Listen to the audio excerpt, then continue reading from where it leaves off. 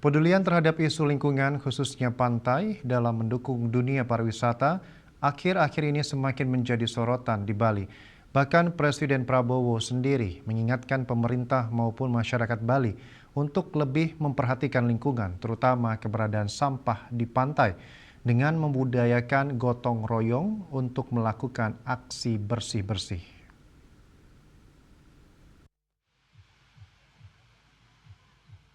Mendorong kesadaran bersama akan pentingnya menjaga kebersihan pantai sebagai aset pariwisata dan lingkungan Bali perlu ditanamkan sejak dini.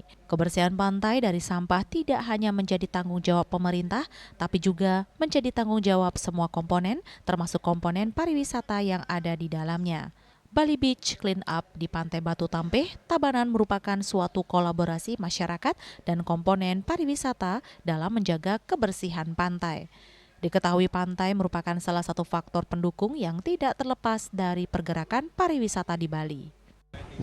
Pembersihan dan pelestarian lingkungan itu penting banget.